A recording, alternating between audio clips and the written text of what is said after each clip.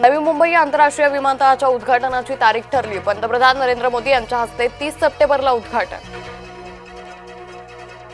विमानतळाच्या नावाचा वाद पुन्हा चिघळणार, उद्घाटनाची तारीख ठरल्यावर दिवा पाटील समर्थक आक्रमक। अंजली दमानियांवर महायुती मेहरबान, रोहित पवारांनी दिल्या खोचक शुभेच्छा। महायुतीकडून अंजली दमानिया यांचे पती सरकारी समितीवर। मुंबईची भुयारी मेट्रो आणखी लवकर धावू लागली। आता पहिली भुयारी मेट्रो सुटते सकाळी 5:55 बंजारा समाजाला एसटीतून आरक्षण देण्यासाठी लढा देणार, धनंजय मुंडे यांचं बंजारा समाजाला आश्वासन।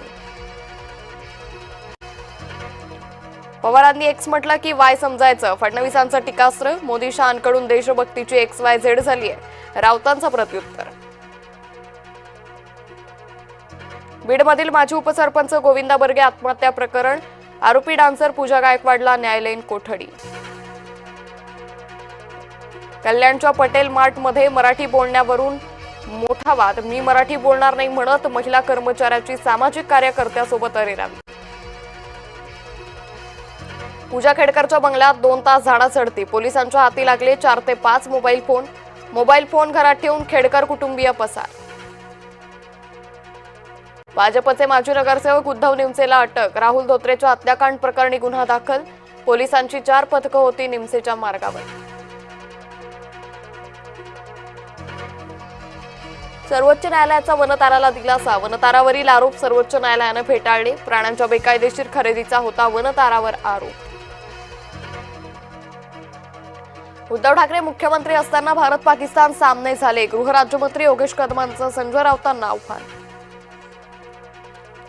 सिन्नर तालुक्यातील भगूर पांढुर्ली रोडची दुरावस्था, रस्त्यावर 2 ते 3 मीटर लांबीचे खड्डे। शिरूर तालुक्यात जोरदार पावसामुळे जनजीवन विस्कळीत, सततच्या पावसामुळे शेतमालाचं मोठं नुकसान। छत्रपती संभाजीनगरातील सिल्लोड तालुक्यात मुसळधार, घाटनांद्रा परिसरात ढगफुटी सदृश्य पाऊस, परिसरातील गावाशी संपर्क तुटला। थेऊरमध्ये ढगफुटीसारखा पाऊस, पुराचं पाणी घरात शिरल्यानं मोठं नुकसान, पाणी शिरल्यानं संसारोपयोगी वस्तू भिजल्या। जीव धोक्यात घालून बजावली ड्युटी, अपघात टाळण्यासाठी मुसळधार पावसात मॅनहोलच्या झाकणावर बसून राहिला पालिका कर्मचारी।